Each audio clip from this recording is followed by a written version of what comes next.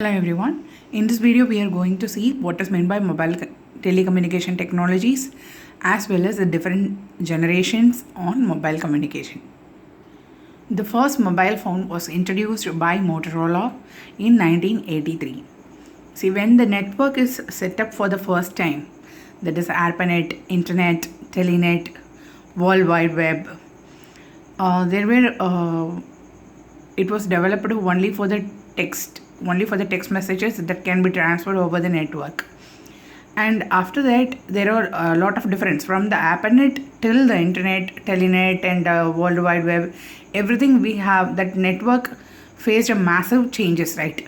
Why? Because the people, those are using the network, first they were sent only the text messages, but later on, when the network grows up and when the network increase their size and increase number of users, more number of people were joining in over the network. They need to transfer different kinds of files. For example, it may be audio file, it may be a text file, it may be a video file, it may be a multimedia, whatever.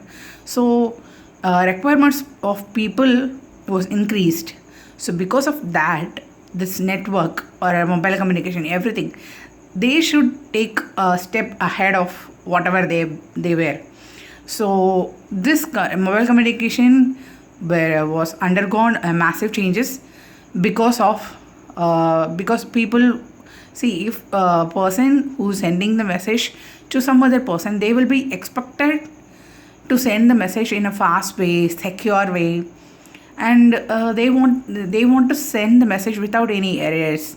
So because of these requirements, this mobile communication had a massive changes. Okay, so these are the these requirements due to the speed, technology, protocols, and services offered. Because of these changes was happened. Okay, so now we are going to see the different types of generations of mobile communication. We know that we had 1G, that means first generation, second generation, third generation, fourth generation, as well as fifth generation. About that we are going to see now. So the first one is a 1G, that means first generation.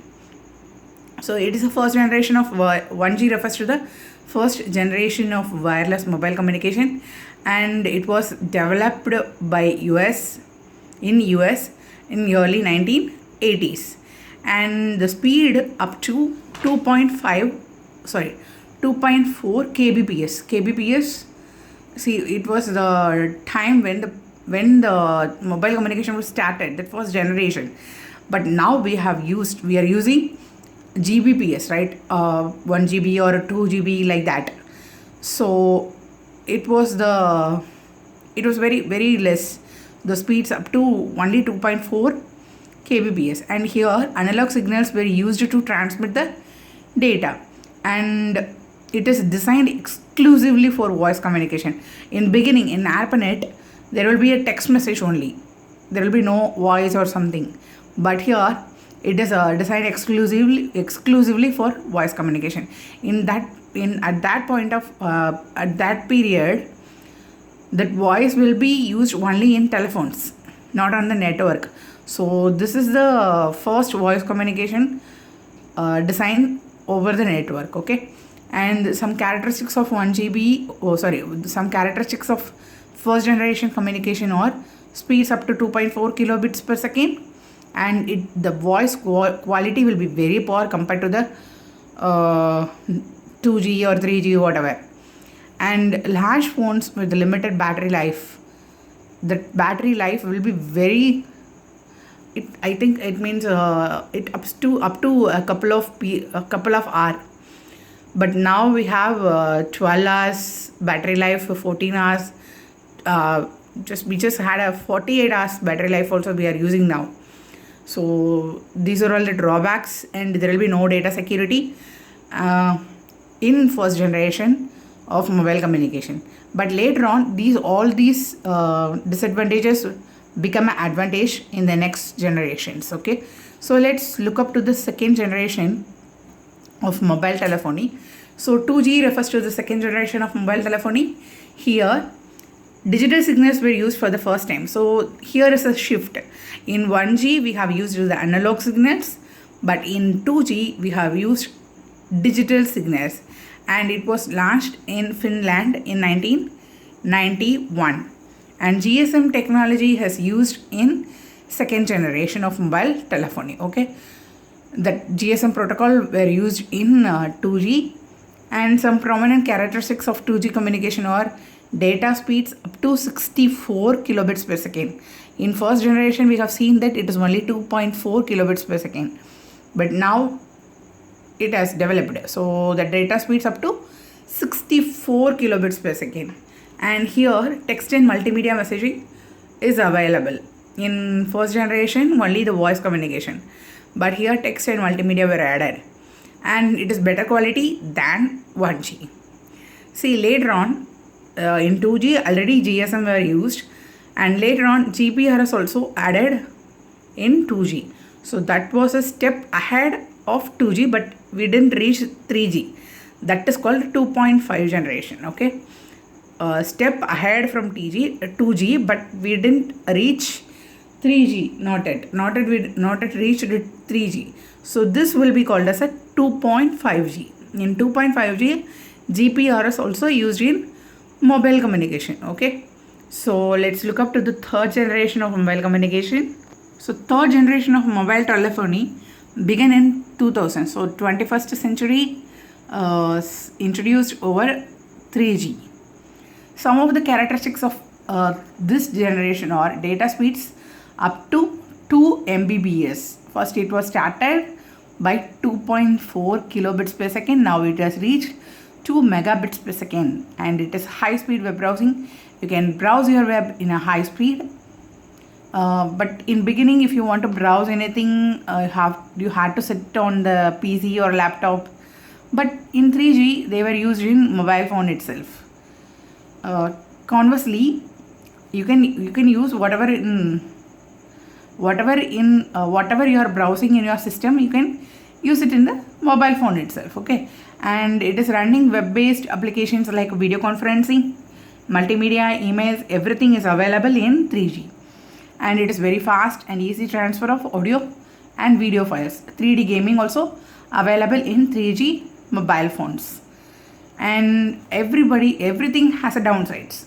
So likewise, this third generation also has had some downsides that we are going to look up now. This third generation mobile phones were highly expensive, and the high infrastructure costs like licensing fees and mobile towers. As I said, when the network grows up, it will charge more, right? That licensing fees for the service provider also we have to provide. Then only we can access the network and we can access the advantages or applications, everything. If you want to utilize, we have to pay more, and that is also a downside. Trained personnel required for infrastructure setup. As we have seen in the ARPANET, Telenet, Internet, World Wide Web, everything, when the network grows up, the user or those are installing that, those are utilizing that, they also should update themselves. They also should learn. Then only it will be effective. So right.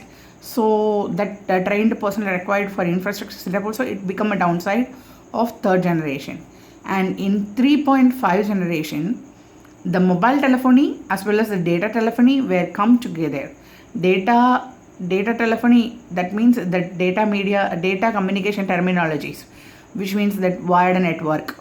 That wired network, that is called data communication terminologies, as well as the mobile communication terminologies, they were grouped together, and that was available in 3.5 generation. Okay, that is called 3.5 generation, and this combination provides faster and secure communication over the network. Okay, so now we are going to look up the fourth generation, that is a very recent one and latest one. We are using 4G only. Okay, 4G mobile phones only. So this is a recent and the latest model.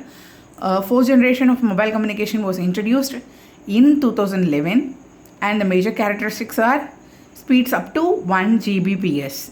First it was started by 2.4 kilobits per second. Now it has reached 1 Gbps. And mobile web access, high definition mobile TV, whatever you are watching on the TV, that you can able to watch in your mobile phone itself. That also in high definition quality, that is called HD quality.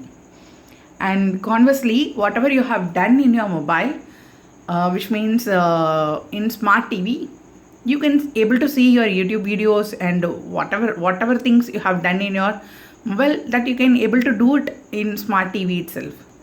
And cloud computing as well as IP technology. What does mean by cloud computing? Lot of files and a lot of applications will be stored in the server. That server will be somewhere else. Without having all those things in your own network, the user can able to retrieve everything and they can use. Without having that whole infrastructure in their network, they can use. They can use. That is called cloud computing, right? That also available in 4th generation. Now we are going to see the 5th generation. It's called a future generation of mobile telephones, and it was started from late 2010. It was completely wireless communication and with almost no limitation. There will be no limitations at all, and it is highly supportable to WWW, which means a wireless World Wide Web. And the benefits are high speed and high capacity, providing a large broadcasting of data in Gbps, and it provides multimedia, newspaper and TV programs with the HD quality. And the data transmission is faster, and the phone memory was very large, and it has a very good clarity in audio as well as the video. And it supports for the interactive multimedia, voice, streaming video and others. And this 5G is more effective and more attractive. Hopefully at the end of this 2020, this will be available in market. So in this video we have just learned about the mobile communication and its different types of generations. Thanks for watching.